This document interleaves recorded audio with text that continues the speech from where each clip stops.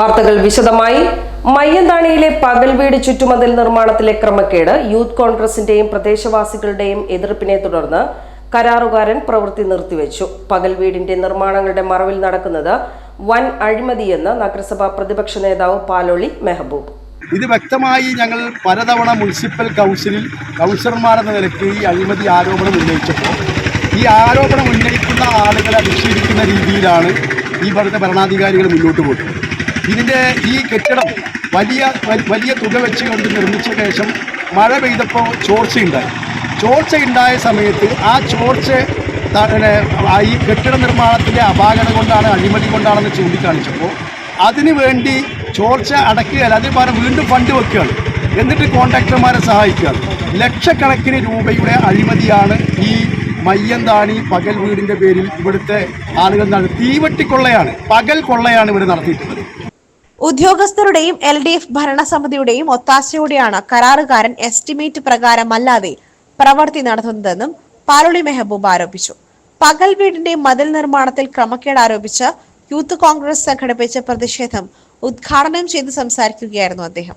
കരിങ്കല്ല് കൊണ്ട് 18.5 മീറ്റർ മതിൽ നിർമ്മിക്കുവാൻ 11.5 ലക്ഷം രൂപയാണ് നഗരസഭ വകയിരുത്തിയിട്ടുള്ളത്. ഒരടി താഴ്ചയിൽ ഫൗണ്ടേഷൻ എടുത്തു വേണം മതിൽ നിർമ്മിക്കുവാൻ. എന്നാൽ മണ്ണിട്ട ശേഷം കരിങ്കല്ല് കൊണ്ട് മതിൽ കെട്ടുകയാണ് ചെയ്തിട്ടുള്ളത്. ഇങ്ങനെ മതിൽ കെട്ടാൻ കരാറുകാരന് ധൈര്യം നൽകിയത് ഉദ്യോഗസ്ഥരും LDF ഭരണസമിതിയുമാണ്. കരാറുകാരനുമായി ചേർന്ന് വലിയ അഴിമതിയാണ് നടന്നിട്ടുള്ളത്. പകൽ വീടിന്റെ കെട്ടിടം നിർമ്മിച്ചു തുടങ്ങിയത് മുതൽ അഴിമതിയാണ് ഇപ്പോഴും നടക്കുന്നത്. വൻ അഴിമതിയുടെ തുടർച്ചയാണ്. പകൽ വീട് കെട്ടിടത്തിന്റെ ചോർച്ച തുടങ്ങിയപ്പോൾ വിജിലൻസിന് പരാതി നൽകിയിരുന്നു. വിജിലൻസിനും ഓംബുഡ്സ്മാനും പരാതി കൊടുത്തിട്ടും വീണ്ടും ഫണ്ട് അനുവദിച്ച് അഴിമതി ആവർത്തിച്ചു. ഇപ്പോൾ നടക്കുന്ന പ്രവൃത്തിയിലും അഴിമതിയാണ് നടക്കുന്നത്. എസ്റ്റിമേറ്റ് പ്രകാരം പ്രവൃത്തി നടത്താമെന്ന് നഗരസഭ എഞ്ചിനീയറിംഗ് വിഭാഗം ഉറപ്പു നൽകിയതായും പ്രതിപക്ഷ നേതാവ് പറഞ്ഞു. തെറ്റുപറ്റിയെന്ന് വീണ്ടും എസ്റ്റിമേറ്റ് പ്രകാരം പ്രവൃത്തി നടത്താമെന്ന് അരീക്കോട് സ്വദേശിയായ കരാറുകാരനും പറഞ്ഞിട്ടുണ്ട്. എസ്റ്റിമേറ്റ് പ്രകാരമല്ലാത്ത പ്രവൃത്തി അനുവദിക്കില്ലെന്നും പാലോളി മെഹബൂബ് പറഞ്ഞു.